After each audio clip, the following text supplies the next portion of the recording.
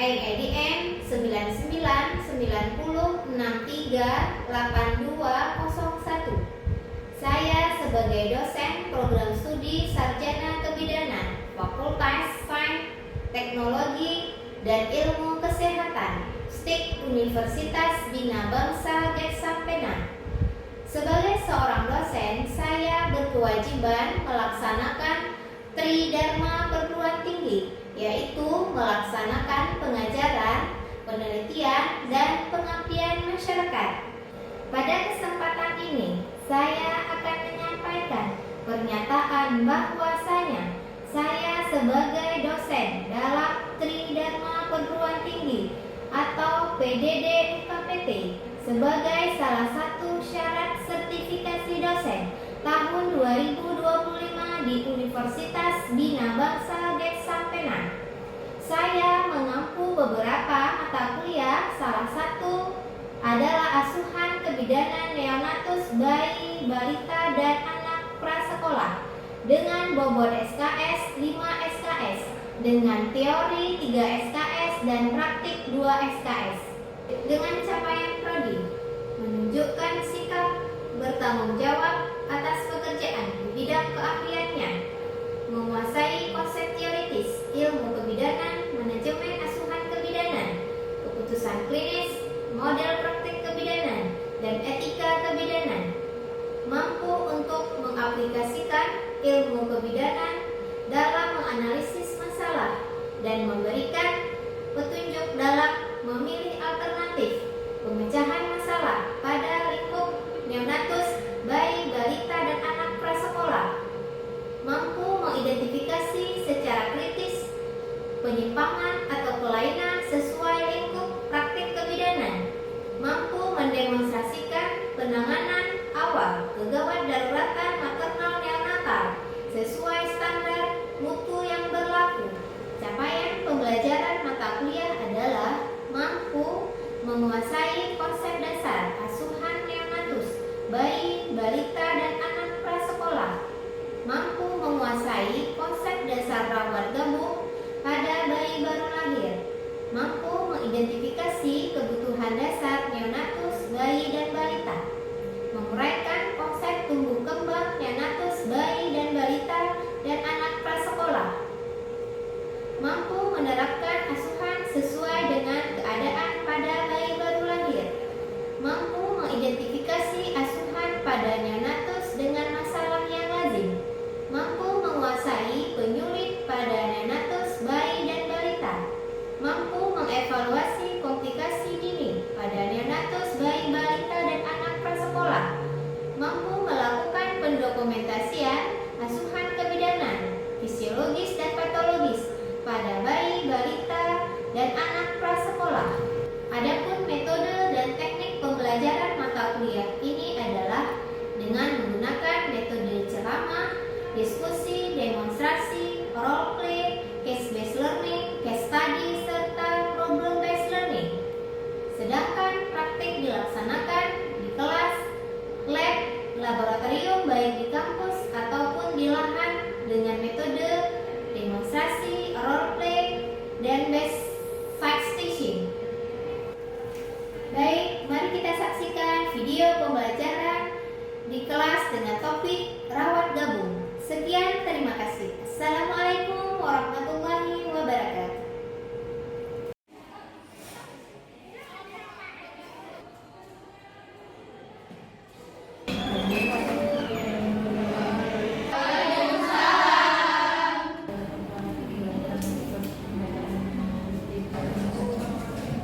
Baik, assalamualaikum warahmatullahi wabarakatuh. Waalaikumsalam warahmatullahi wabarakatuh. Baik, kita jumpa lagi setelah sholat makan. Maka Ibu akan masuk materi kita yang kedua, ya, dengan MK Askem Neonatus. Adapun materi yang perlu disampaikan hari ini yaitu tentang rawat gabung. Mungkin dari slide tadi itu yang sudah saya paparkan dari PowerPoint, ya, ada yang tahu kira-kira konsepsi tentang rawat gabung itu apa? Boleh dikasih pendapat? Siapa yang kira-kira mau kasih pendapat? Kira-kira apa itu rawat gabung?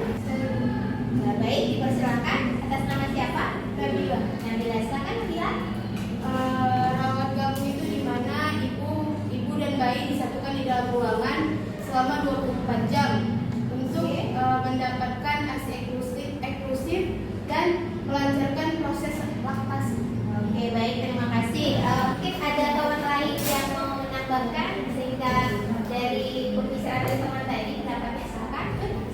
Menurut saya ruang gabung itu adalah tindakan pertama yang dilakukan saat pelayanan persalinan atau bidan, di mana mendekatkan bayi tersebut ke dalam pangkuan dada sang ibu. Tujuan utamanya sebagai alami kehangatan antara ibu dan anak. Kemudian seperti yang kata kawan Nabila tadi, untuk melancarkan proses produksi Ya, laktasi. produksi ASI ya, semoga ASI-nya lancar. Oke, baik, terima kasih. Hari ini kita akan paparkan tentang rawat gabung ya. Mungkin tadi kita udah review ulang ya, bagaimana kira-kira pendapat mahasiswa pemahamannya tentang rawat gabung. Nah, untuk lebih jelasnya, ayo kita perhatikan sama-sama apa sih yang dimaksud rawat gabung itu ya, sehingga pemahaman kita sudah bagus semua dan benar. Pengertian rawat gabung adalah suatu cara perawatan di mana setelah bayi lahir, bayi langsung didekatkan dengan ibunya dalam suatu ruangan dalam 24 jam. Artinya jangka waktunya adalah 24 jam ya. Dan yang berguna untuk mendapatkan ASI eksklusif dan melancarkan produksi ASI. Nah, artinya di sini begitu bayi lahir ataupun ibu melahirkan, bayinya sudah lahir, bayinya itu tidak dipisahkan dengan si ibunya. Misalnya, contoh, kalau seandainya ibu melahirkan nih, ceritanya di jam 14 ini misalnya. Artinya sampai 2 jam itu bayi nggak boleh dipisahkan dengan ibu, nggak boleh dimasukkan ke ruang lain. Artinya tetap bayi itu satu ruangan dengan ibu sampai batas maksimal 2 jam. Itu tujuan dari rawat gabung ya. Sama-sama kita lihat. Yang pertama adalah menguatkan ikatan batin antara ibu dan bayi. Jelas sekali saya rasa. Kalau seandainya itu di bayi antara bayi dan ibunya disatukan ruangannya, artinya tidak dipisahkan, saya rasa ikatan batin itu akan menumbuhkan kembali, akan memang bukan menumbuhkan sih, artinya akan kuat, semakin kuat ikatan batinnya karena ibu itu bisa memperhatikan si bayinya apakah bayinya rewel ataupun bayinya kehausan atau bayinya ada ketidaknyamanan, sehingga respon ibu itu lebih cepat dan bayi akan merasakan bahwasanya dia itu artinya dilindungi, sehingga ikatannya itu akan semakin kuat ya. Kemudian yang kedua, melancarkan proses laktasi. Mungkin kita sudah tahu semua yang namanya proses laktasi mulai dari begitu bayi lahir ya, kita usahakan bayinya itu di MD dan di rawat gabung tadi. Prosesnya di rawat gabung, kemudian kita lakukan MD sampai bahkan bayinya itu disusui sampai 6 bulan ya, yang kita kenal dengan sebutan ASI eksklusif. Oke.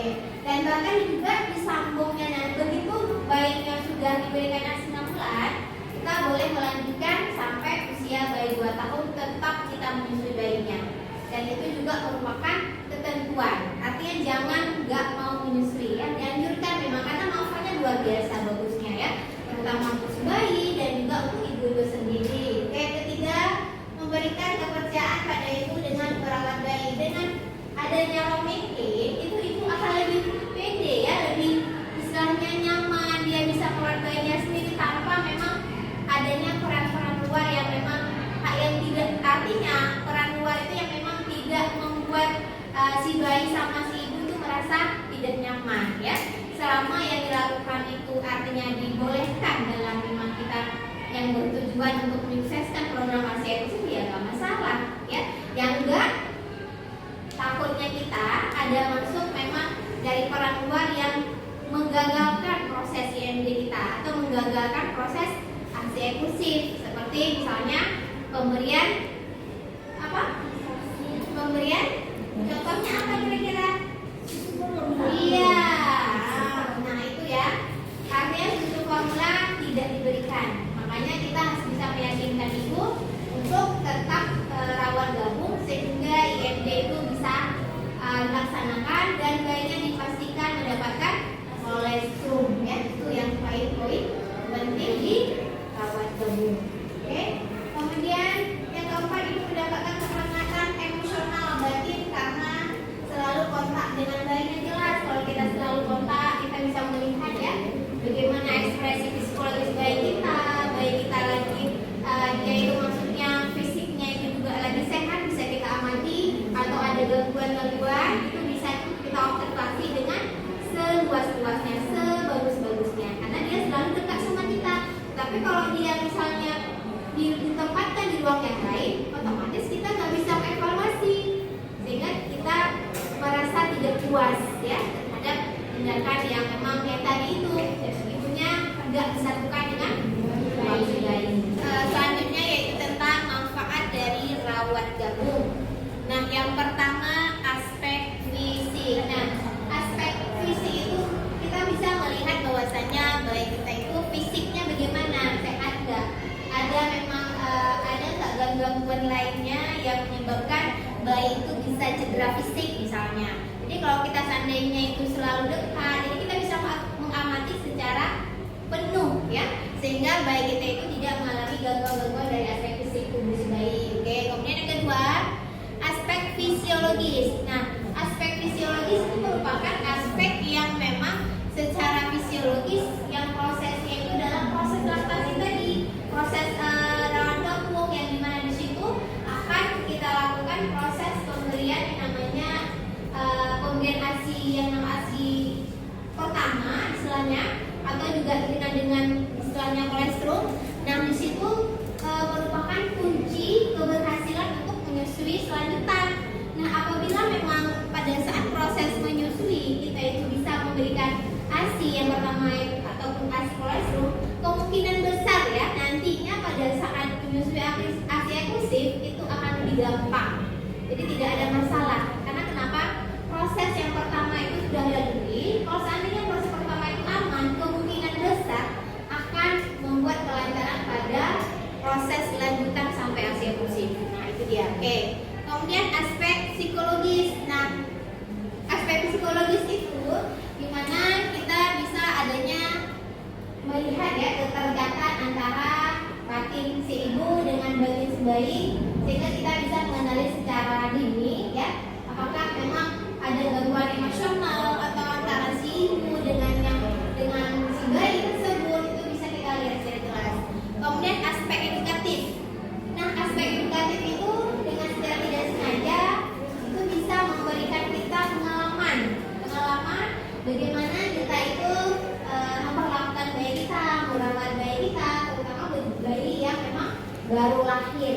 Karena apalagi pada riwayat dengan ibu-ibu yang primi, dia kan belum paham ya kan, bagaimana kalau seandainya bayinya ini nangis atau bayinya mau menyusui, nah bagaimana ekspresi dari si bayi.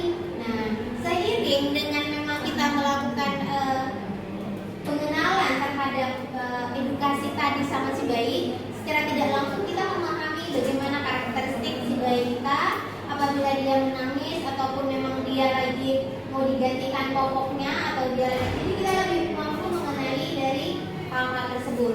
Oke ya. Kemudian aspek ekonomi yang kelima. Aspek ekonomi yang kelima itu dengan adanya rawat gabung, jadi kita nggak perlu kasih support ya. Nah, karena memang ini tidak dianjurkan. Maka sebaiknya itu kita adalah memberikan ASI, karena kan ada slogan nih. Coba kalian lihat nanti di di kemasan support itu biasanya tetap ditulis bahwasanya ASI adalah makanan terbaik. Nah, ya makanya kita jangan malas-malas untuk memberikan ASI adalah makanan terbaik si bayi. Kemudian aspek medis, kalau aspek medis itu biasanya kalau bayinya di rawat gabung itu biasanya akan tidak terkontaminasi istilahnya infeksi nosocomia atau infeksi silang yang terjadi di rumah sakit. Karena kenapa? Karena di satu ruangan. Soalnya kalau dipindah-pindah, ada nanti ada infeksi di ruangan A, kadang bayinya nanti mau disusui pindah ke ruang ibu, sehingga terjadinya infeksi silang ya dari bayi ke ibu ke bayi, atau dari perawat ruang A ke B dan sebagainya ya, begitu ya. Oke. Nah, syarat dari rawat gabung atau sasarannya siapa ya? Nah, syarat atau sasaran dari rawat gabung yang pertama adalah bayi lahir spontan, baik persentase kepala maupun bokong ya. Artinya di sini bayinya lahir spontan ya. Kemudian yang kedua, bila lahir dengan tindakan, bayi boleh diromedis setelah bayi sehat dan refleks hisapnya positif. Nah, dengan tindakan misalnya bayinya dengan proses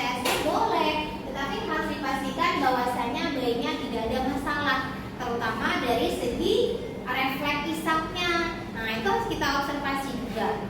Jadi intinya boleh dengan yang memang tindakan itu boleh saja dilakukan EMG, tidak ada masalah, ya. Tapi harus dipantau adalah lihat refleks isapannya bagaimana. Oke.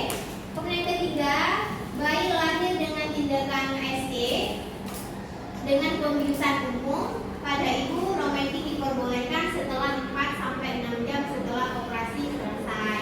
Nah, ini lain cerita ya, karena memang pengaruh dari pembiusan obat, karena memang ibunya dibius total itu perlu durasi waktu. Makanya kalau seandainya ini tidak, mesti ada pemilihan alternatif pilihan, itu kita tidak melakukan ya. Tapi kalau memang nggak ada alternatif pilihan ya bagaimana gitu kan. Tapi harus menunggu sampai dengan perbolehkan sampai dengan 4-6 jam.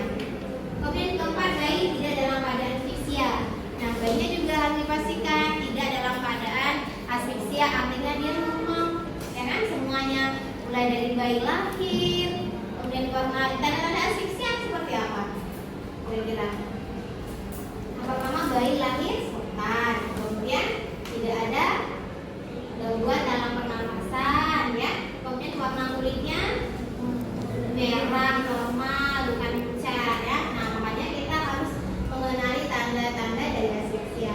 Oke. Kemudian yang kelima, umur kehamilan lebih dari 37 minggu, artinya pada kehamilan yang memang matur ya, tidak pada yang prematur. Jadi kalau prematur kemungkinan nanti bayi yang dilahirkan bisa asfiksia, itu tidak. Ya, makanya kita kaji riwayatnya. Oke. Berat bayi lahir 2.500 gram. Ya. Lebih besar artinya tidak kurang dari 2.500 gram. Ya. Kemudian yang ketujuh, bayi tidak infeksi intrapartum dan bayi ibu dan sehat. Nah, artinya tidak ada masalah terutama infeksi baik dari segi si ibu atau si bayi. Baik, kita lanjut tentang kontraindikasi. Nah, mungkin ada yang sudah tahu ya, yang namanya kontraindikasi artinya tidak diperbolehkan, tidak dianjurkan ya untuk rawat gabung. Nah, yang pertama adalah ibu dengan penyakit jantung, itu tidak dianjurkan. Memang kayak mana kita anjurkan, dia sendiri aja untuk dirinya itu nggak bisa beradaptasi ya, apalagi dalam pemberian IMG ya. Kemudian pasca eklamsi, kemudian penyakit dengan infeksi akut seperti TBC, hepatitis, HIV ya, sitomegalovirus, herpes, dan bahkan sampai ke CA payudara. Nah, yang keempat adalah pada bayi, itu bayi yang memang mengalami buat kejang atau mengalami kejang ya, sakit berat pada jantung bayi yang memerlukan pengawasan intensif. Nah, dan bahkan cacat bawaan yang tidak mampu kita menyusui, dan bahkan dia itu memang tidak dianjurkan karena emang itu perlu pengawasan intensif dan perawatan lanjutan, itu tidak dianjurkan rawat gabung. Baik, kita masuk ke selanjutnya yaitu keuntungan rawat gabung. Nah, biar tahu ya apa sih keuntungannya, sehingga itu memang wajib kita lakukan, dan juga rawat gabung itu memang anjuran pemerintah ya, itu wajib kita laksanakan karena dari evaluasi bahwasanya banyak keuntungannya ya daripada kerugian. Nah, baik, kita lihat sama-sama. Keuntungannya yang pertama adalah menggalakkan penggunaan ASI. Nah, yuk kita dengan rawat gabung itulah mulai dari pintu gerbang kita untuk menuju sehingga ASI itu bisa lancar proses pemberian nanti pada saat bayi berusia sampai 6 bulan dan bahkan sampai 2 tahun ya. Oke, kemudian yang kedua, kontak emosi ibu dan bayi lebih dini dan lebih erat. Nah, antara ikatan bayi atau kontak antara ibu dan bayi itu bisa lebih erat dengan proses pemberian dengan rawat gabung, dengan pemberian ASI sampai 2 tahun. Kita akan memperkuat keeratan antara batin si bayi sama si ibu ya. Kemudian yang ketiga, ibu segera mendapatkan atau melaporkan keadaan bayi yang aneh. Nah, apabila misalnya kita jumpai nanti ya ada bayi-bayi yang memang maksudnya bermasalah atau memang butuh pertolongan, kita dengan cepat bisa kita lihat terus, bisa kita observasi langsung. Tapi kalau seandainya tidak dengan ruangan bersamaan, mungkin kita agak susah melakukan yang namanya melihat dan melaporkan, itu agak susah karena mungkin kita lihatnya udah setengah kejadiannya baru kita tahu awal mungkin hal-hal yang aneh kita sudah tahu. Jadi dengan mudah kita bisa melaporkan sehingga mungkin asuhan dalam mendeteksi lebih cepat sehingga bayinya bisa diselamatkan. Tapi ada faktor-faktor yang menghambatnya. Nah, seperti yang pertama adalah peranan sosial. Nah, ini menjadi istilahnya kesiapsiagaan kita, karena kita tahu bahwasanya sosial budaya itu sangat berpengaruh ya terhadap kelancaran dari rawat gabung. Nah, kan ada contohnya misalnya kalau budaya yang memang dia itu begitu lahir persepsi orang tua atau keluarga bahwasanya bayi nanti itu rasanya bayinya haus, bayinya lapar, jadi langsung diberikan berupa air sulfur atau minum air putih atau lain sebagainya. Nah, itu menjadi peran sosial budaya yang masih beredar di masyarakat kita. Nah, mungkin di tempat lain juga hampir-hampir sama, tetapi istilahnya itu budaya itu sangat menguat kental masih, sehingga program dari rawat gabung kita itu bisa menghambat dari tujuan yang kita inginkan. Nah, makanya kita harus bisa membaca bahwasanya budaya ini yang memang kita sebagai bidan harus mampu ya menguasai dan memahami bagaimana kondisi budaya yang memang budaya tersebut bisa ada keterkaitan dengan unsur misalnya bisa menyebabkan bayinya tidak di MD atau bayinya tidak diberikan ASI. Nah, itu menjadi faktor penghambat.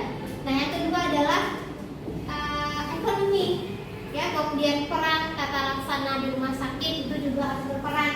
Kita sebagai bidan, jangan pula kita sebagai bidan itu tidak mau melakukan rawat gabung. Nah, sebenarnya kalau kita ini udah pelayanannya itu ataupun tahapan pendidikan udah bagus semua, nggak ada lagi yang memang di bawah standar ya.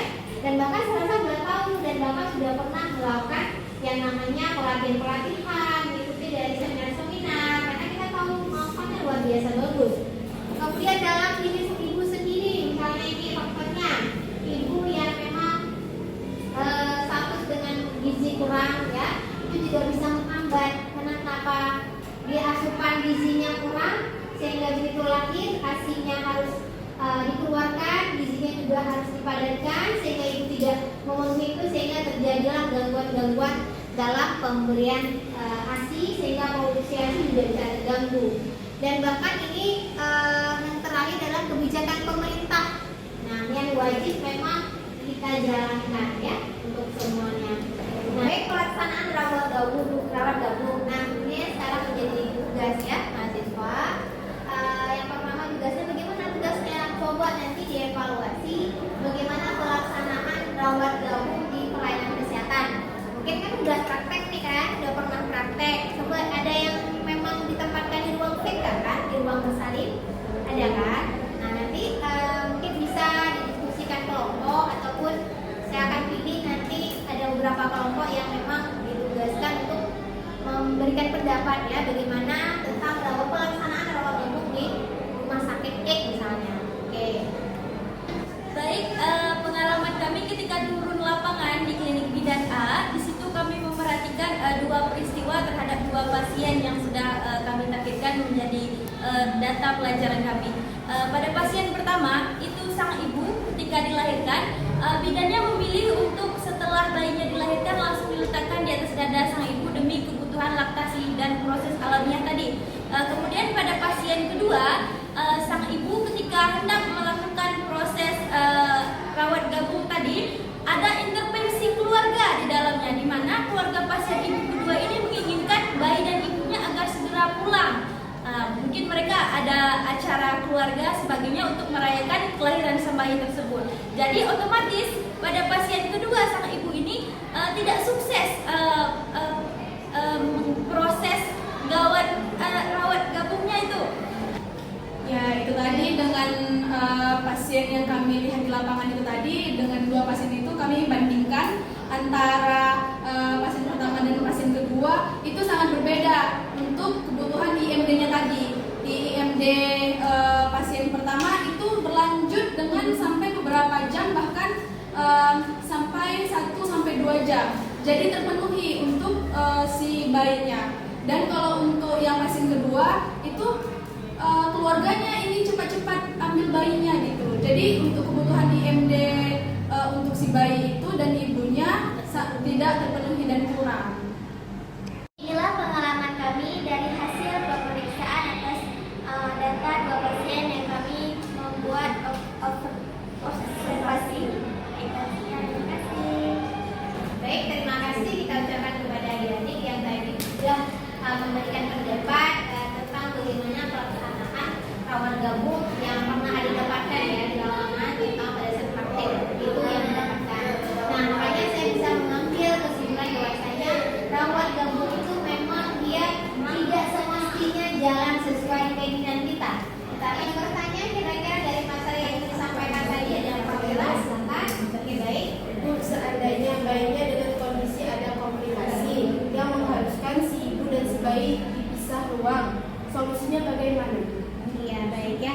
Nah, seperti dari yang kita sudah sampaikan, ada kontraindikasi, artinya tidak dianjurkan juga dipaksa rawat gabung kalau memang bayinya itu bermasalah atau bayinya harus penanganan khusus, gitu ya. Artinya ya rawat gabung itu ditunda, artinya tetap bayinya itu dilakukan perawatan khusus dengan masalah yang dialami oleh bayinya. Ini memang tidak bisa kita melakukan rawat gabung karena memang ada unsur istilahnya gangguan ya, gangguan medis terhadap bayi. Kalaupun kita paksa, dikhawatirkan nanti akan menyebabkan komplikasi dan menyebabkan kematian pada si bayi. Jadi kita harus bisa melihat juga ada bayinya sehat nggak. Kalau dipastikan bayinya sehat itu silakan wajib kita lakukan rawat gabung atau IMD. Kalau memang bayinya bermasalah dengan segi fisik, segi penyakit dan lain sebagainya, itu boleh tidak dilakukan rawat gabung. Pastikan bayinya bisa melakukan asuhan sesuai dengan riwayat yang memang dia sedang bermasalah sekarang. Nah, itu ya perawatannya khusus dulu, baru nanti kita lihat kembali bagaimana perkembangan si bayi yang depan. Oke? Mungkin dari penyampaian saya tadi dari pertama ya sampai materi rawat gabung sampai dengan faktor yang menghambat, mungkin ada yang bisa menyimpulkan materi kita hari ini tentang rawat gabung. Saya Bu. Oh baik, silakan siapa namanya? Rita, Bu. Rita, silakan Rita. Jadi materi yang bisa saya simpulkan dari tentang rawat gabung tadi, Bu, yaitu peran bidan itu sangat penting, Bu, untuk menolong persalinan, di mana kita ketahui bahwa keuntungannya itu sangat baik, Bu, terutama untuk kesehatan ibu dan bayi, Bu. Iya betul sekali ya, karena memang itu memang dampaknya luar biasa bagusnya. Makanya kita sebagai profesi bidan wajib kita laksanakan. Oke ya, kecuali ada kontraindikasi masing-masing yang memang gak mungkin kita rawat gabung. Nah, oke, sekian tuh hari ini. Terima kasih ya atas perhatian semuanya. Mohon maaf atas segala kekurangannya. Saya akhiri. Wabillahi taufiq